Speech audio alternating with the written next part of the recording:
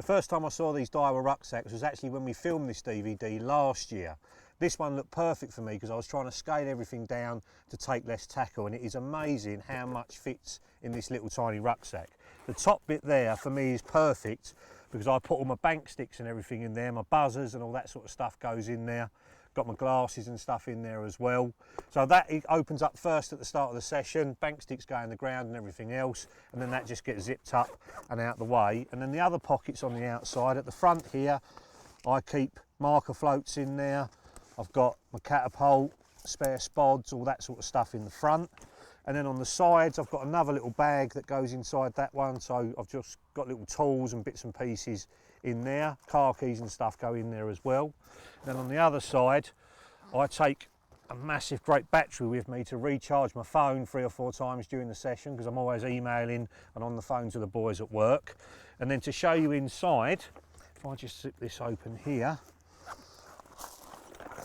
So, got your fishing towel, rig box in there, tackle box as well, rig wallet, got another little bits bag as well, and then at the bottom I've got another bits bag with all bits of spare hook link and that sort of stuff in there, and then another bits bag which is my leads one as well in there. So much gear goes into that, and for me it just packs in perfectly so I can get everything that I need to take with me into that like so. It means I don't take too much tackle with me, and the best thing about this rucksack is how it feels on your back because everything's compact and it sits high up on your back. The way it's been designed, it just fits into the curve of your back so well. I do loads of walking when I'm fishing welly. It might be 3/4 of a mile round to the swim, so I put this on my back, the rest of the gear goes on my Carp porter and I'm round the lake. So that's the one that I use.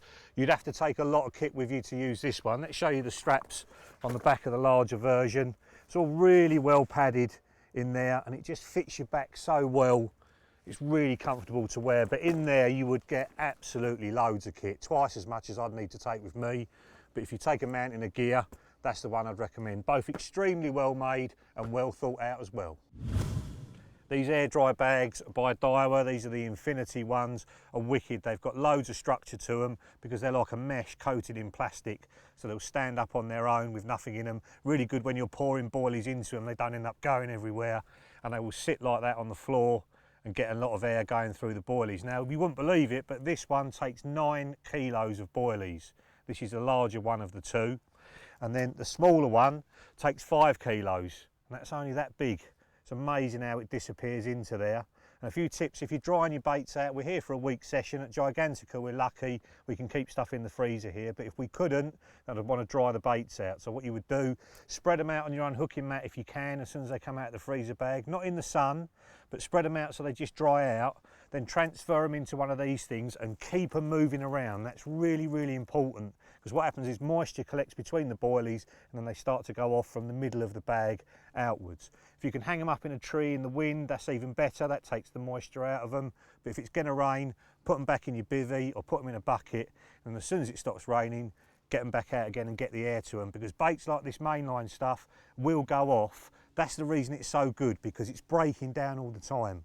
If you leave it in somewhere that's damp and a bit warm, it's going to go off really quickly. So air dry bags will save your bait. And then one other use for them that I worked out earlier on this season, anything that's going to get wet during a session like these waders, rather than storing them in a normal bag which will seal the moisture inside, if you put them inside one of these air dry bags, you can hang them up at the back of the bivvy or whatever, and they will start to dry out during the session. Chuck them back in your car, they will also start to dry out. So it stops things like that getting mouldy. A really good use for something, you know, that's only designed really for putting boilies in. Also keep a couple of these in the van just as overflow bags, so if I've got to take extra bait or hook baits or whatever with me, these actually show you what's inside it, so you can stick it at the back of the bivvy and you know exactly what's there. So good little product for storing boilies, but loads of other uses as well.